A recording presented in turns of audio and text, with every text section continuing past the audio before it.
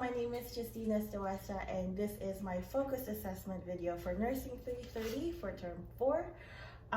So with this assessment, we are assigned a case study, and then we're going to go and do our assessment based on what's going on with that patient. The patient that I received, however, involves a Miss Matthews, who is a 16-year-old female patient. Unfortunately, I don't have any female people at my disposal at my home right now. So I have, again, my boyfriend Rob here. He will serve as my 16-year-old male patient. And of course, everything that's going to be on the case study, I'll go ahead and assess with him. So we're going to go ahead and get started with that. And of course, he's given me his consent to be part of my video. So let's go ahead and get started. All right, so the first part of this assessment will be, of course, introductions.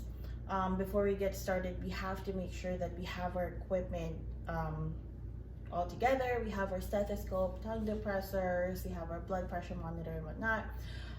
Another step would be for us to perform hand hygiene. Always make sure that your hands are clean, very important step. And of course, we have to announce our presence in the room.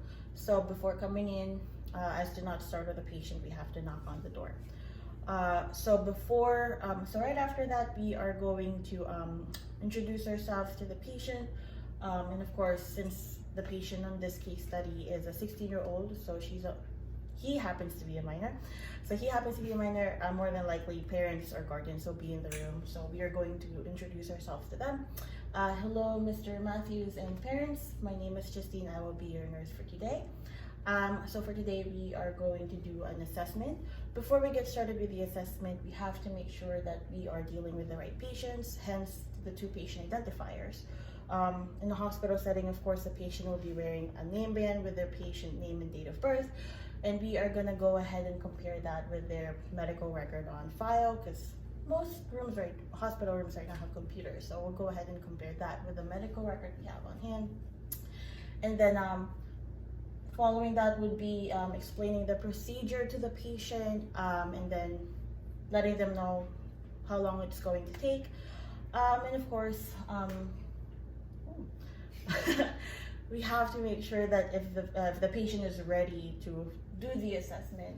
So if they're ready to do the assessment, we have to see if they want to go to the bathroom first, make a phone call or whatnot.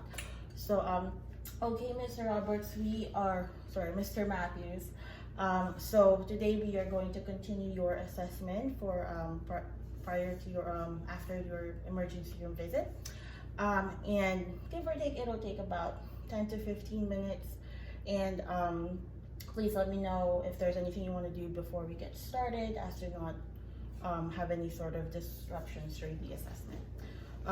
After that, we are going to check the patient's environment. We have to make sure that the floor is clear of clutter. There is no tubings, there's no wires on the ground. The bed is locked, so it's not moving anywhere. For us to be comfortable as well with the assessment, we put the bed on a certain height so we can take a close look at them or the patient. And then we have to make sure that all the tubings are in place, or the IV tubings are in place and whatnot. And finally, we have to make sure that the room is nice, quiet, and private. Of course, ensure the patient's privacy, close the doors, close the curtains, and of course, we have to make sure that the patient is okay, that the parents are around while we do the assessment. Granted that the patient is a minor, more than likely the parents would be in the room, but some minors can be some patients can be a bit uncomfortable. So we always have to make sure and ask. So that's it for the introductions. And so before we get started on the general appearance portion of the assessment, I'll go ahead and explain the case study first. So the case study involves Mr. Matthews, who is a 16-year-old female who presented, who collapsed at school and was taken to the emergency room because of that. So initial assessment of the patient appears that the patient is alert, but she is pale and weak. So the blood glucose gathered by the paramedics indicates that it's of high levels or maximum levels. So with the parents around, they were able to provide some summarization as to what happened to the patient. So they explained that Miss Matthews, or the parents explained that Miss Matthews has been weak a lot lately. So as per the patient, he reports that he is always hot and exhausted. He also reports that he lost 10 pounds over the last 2 months, despite eating all the time. And he reports that he has been thirsty and peeing a lot. So during the initial assessment, we were able to note that the patient was experiencing some Kussmaul's respiration, so that's some deep, rapid breathing, and her breath does smell fruity. During the lab results, we did find out that the serum glucose is around 523, which is really, really high.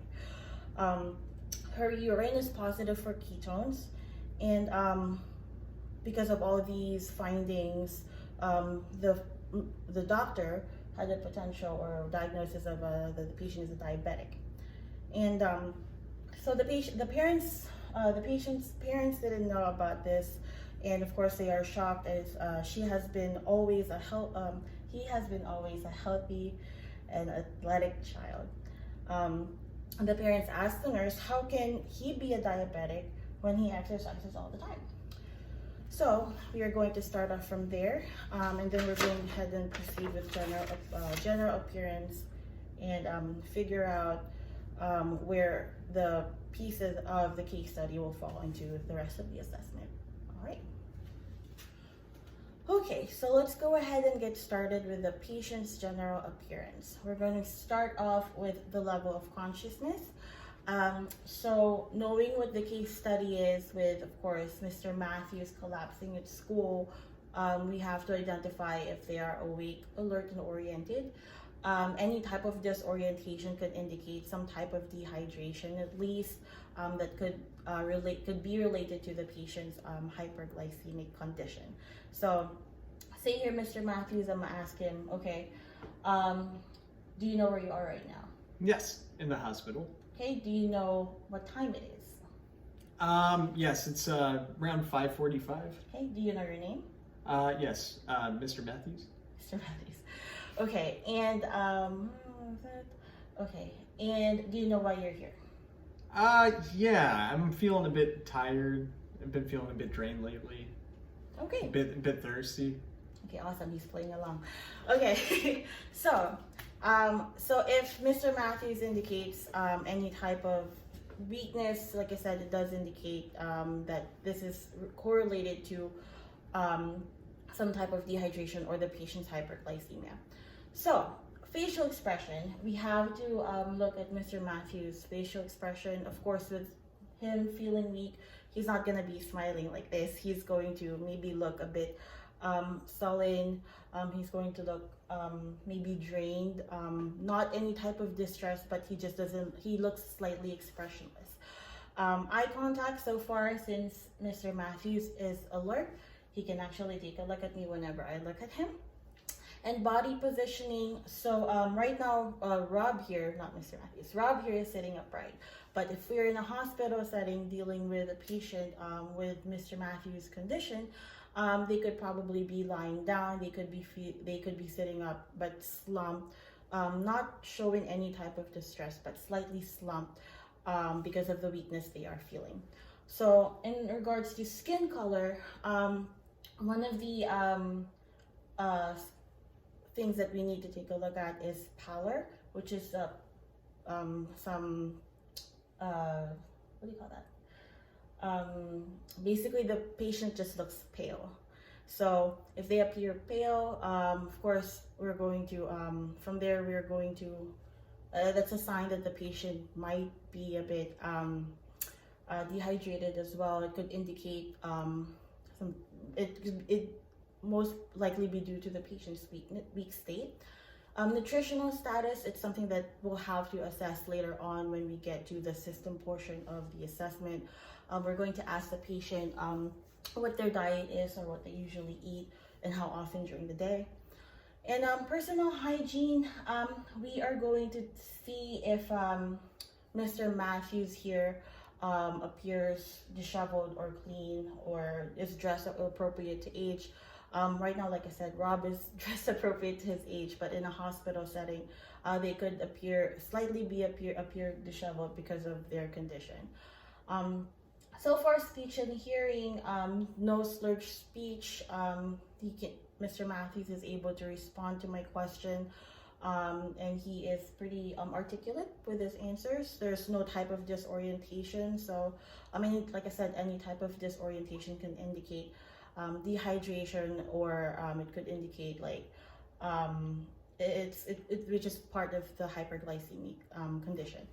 And of course, we have to ask, for hearing, of course, they're going to ask the patient. Like I said, he's alert, he can hear me, he looks at me when he takes a look at when I call his name. And finally, for the special equipment, do you wear any hearing aids, glasses, dentures? No. Okay. So for a 16-year-old, he appears relatively healthy, with the exception, of course, of what happened to her at school, what happened to him at school. So in regards to the patients wearing glasses, that plays an important role later on when we proceed with the assessment. Like I said, it could be related to, blurred vision could be related to the patient's condition. And now let's explain that further later. Okay, so that's it for general appearance. All right, so the next part of the assessment will be to check the patient's vital signs. So usually when you come to the emergency room, the nurse or the admitting nurse there, or the ER nurse would already be doing the vital signs during triage. And of course, you're going to use that as a baseline and see during this next assessment if there's any type of changes with vital signs. So with Mr. Matthews, we are just going to assume what the vital signs is going to be. So let's start with respirations. With Kussmaul's respirations, the patient could be tachypnic, meaning their respirations could be up. So give or take, their respirations could be above the respiratory rate range, which is 12 to 20. So give or take, Mr. Matthews here could possibly be having about 20 above respiration rate. Another part of the vital sign would be heart rate. So another indication of potential dehydration due to patient's hyperglycemia would be tachycardia, meaning that the patient has an increased heart rate. So that will be over 60 to 100. So we have to definitely assess for that.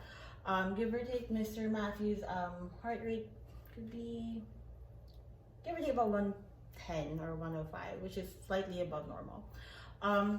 Another part of the vital signs measurement would be blood pressure.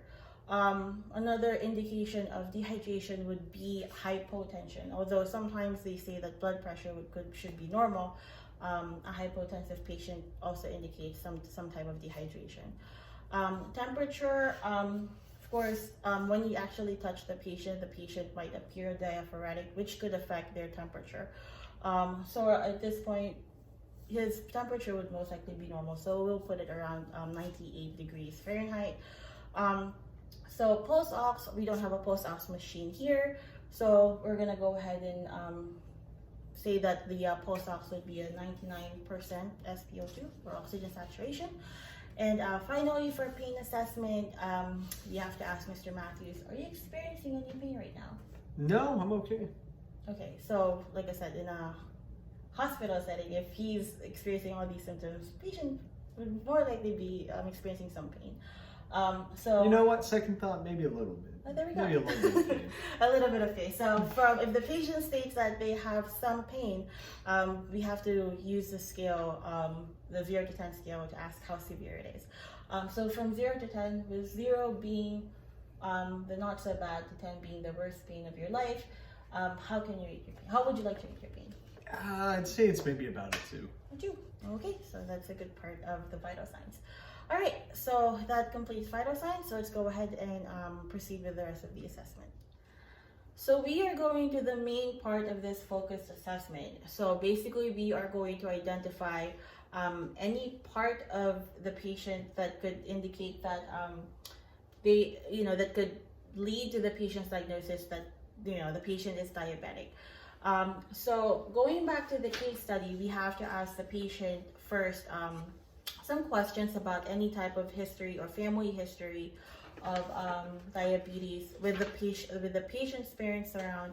We have to ask them, is there anyone in the family who's had diabetes that you know of? No that I know of. Okay. Of course, this is Mr. Matthews, but we're going to ask his parents as well. And of course, whatever, if they say yes, then of course, that could be one of the points that we can put for diabetes. Another part of another indicator that the patient could be diabetic would be signs of hyperglycemia. So during the case study, it does indicate that the paramedic said that the blood glucose level of the patient was high upon arrival to the emergency room, and when they checked the lab values, the serum glucose is 523, so that is pretty high. And of course, there is an indication of urine for ketones, or the urine is positive for ketones. So ketones is a byproduct of the body's fat. So when the body is not using the blood glucose and turning it into energy, the body is using fat instead, and that's, like I said, the byproducts of it. So that's another indication that the patient is hyperglycemic. In terms of diabetes, we have the 3 P's of diabetes, which is polyphagia, polyuria, and polydipsia. So with polyphagia, within the case study, the patient did say that they do eat a lot, but they've been losing weight, about 10 pounds of it within the last month. So at this point, we can ask the patient, can you tell me about your diet? Yeah, so it's a bit all over the place. I eat whenever I can. I have a bit of fast food, a bit of vending machine food, and some healthy food in there occasionally. Okay. All right. And then, of course, in regards to polyuria and polydipsia, which is excessive urine, excessive thirst, the patient did indicate that they are thirsty all the time and they do pee a lot or go to the bathroom a lot. So at this point, if the patient can recall, we can ask, how often you go to the bathroom during the day. Maybe about every 1 or 2 hours. Okay. And if the patient, of course, can remember, what their urine looks like and the consistency, and if there's any type of smell, we can go ahead and ask them that as well. I can't quite remember the consistency. Maybe a bit cloudy. It did have a bit of a smell, though. Okay. All right. So there are primary concerns for patients who have hyperglycemia and or diabetes. So one primary concern would be dehydration, because of the patient peeing a lot despite drinking a lot. That could cause the patient to be dehydrated. So this is where we check the patient's mucous membrane. So when we check the patient's mouth, say tongue out. A normal finding would be a pink and moist mucous membranes. For patients who show dehydration, they are going to have dry mouth. So this after assessing Mr. Matthew, we can certainly say that he has dry mouth. Skin-wise, we can dehydration would appear that the patient has sunken eyes. Since we're in the part of the eyes, we are going to assess the patient's vision. So this is another indication of hyperglycemia, because hyperglycemia could indicate, could cause a patient to have some type of neuropathy, peripheral or vascular neuropathies. So how does it go with the eyes? So if the patient says any type of vision changes, we can certainly ask the patient that. Mr. Matthews, any vision changes as of late? Yeah, over the past week or two, it's gotten a bit blurry. It's gotten a bit blurry. Yeah. And this is where we also, the part with the glasses from the earlier assessment comes in, because, the patient could have blurry eyes already from from wearing glasses. But with them saying that they have been blurry, we can further assess that by using a Snellen eye chart, where the patient would be standing in front of the chart a couple of feet away, and they'd be reading letters from the chart while covering one eye and covering the other. So another part of dehydration would be their skin turgor. So a big part of this assessment would be checking the patient's skin. So we're checking for dehydration, and we're checking for any type of infection.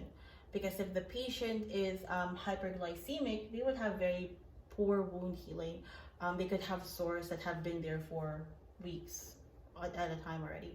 So to check skin turgor, of course, we are going to have check the patient's hand. So as we assess the patient's arm here, we can check the patient's skin. We can say that if the patient has any type of dryness on their skin, we can check the temperature. Is it cool, clammy, or warm to the touch? A finding for Mr. Matthews' condition would be the patient's skin could be diaphoretic or cool and clammy to the touch. So in terms of dehydration, we are going to look for any signs of tenting. Tenting means patient is dehydrated. If it bounces back pretty quick, the patient is well hydrated. In terms of any type of vascularity, we have to ask the patient, are you experiencing any numbness or tingling around your extremities? Yeah, there's a bit of numbness in my fingertips occasionally. Okay, and while we're on the hands here, of course, we're going to do the same thing with the feet. We are going to check for the capillary refill time here. Any type of dehydration would present a capillary refill time greater than 3 seconds. So in terms of dehydration, we are going to check for, we already got the heart rate from the vital signs assessment earlier. So we got the number, now we have to check the quality of the pulse. So we do that by checking the patient's carotid artery right here. And of course, we are going to check the brachial artery and the radial pulse. A patient who is dehydrated is going to present some weak or thready pulses. So that's the quality that we're going to find with them. Of course, we are going to check for the Kussmaul's respirations. So we are going to assess the patient with our stethoscope and check their breathing. Even with the Kussmaul's respirations, we have to check for adventitious sounds, make sure there's no rales, wheezing, or anything like that, or crackles. So after all that, we are definitely going to, like I said, continuously assess for the patient's skin. We are going to look for any dryness, lesions, and wounds that the patient might have. Knowing that Mr. Matthews is an active person, he could be a sports type of person who get blisters a lot, or who get wounds or lacerations a lot. If and when we do find one, we have to ask Mr. Matthews, how long have you had this wound? So say we did find one on the arm here. How long have you had this? About a week. Okay. So with him saying that, it could be an indicating factor that the patient is hyperglycemic, because there is poor wound healing and it's very, very risk for infection. So yeah, that's usually how it goes. So of course, we have to check the patient's demeanor. We have to check how they are. The patient will say that they are weak. And of course, we can also check for heart sounds as well, if there's any type of irregularity with their with the pulses that we found. And yeah, apart from that, that completes the focus assessment for the patient's diabetes. And then we just have to document all the findings. Okay, so after completing the assessment, we have to make sure that the patient is back in a comfortable position. If Mr. Matthews here is sitting up, with him still being in a weak kind of disposition, we can put him back in a comfortable position, provide some extra comfort measures, like providing him with another blanket. Since we had to thoroughly assess the skin, we have to put the gown back on. We have to make sure that the bed is at the lowest setting and that the brakes are in there. And then if the side rails are up prior to starting the assessment and we had to put it down, we have to put it back up. We also have to make sure that the call light is within reach. And of course, Mr. Matthews, I have your call light right here.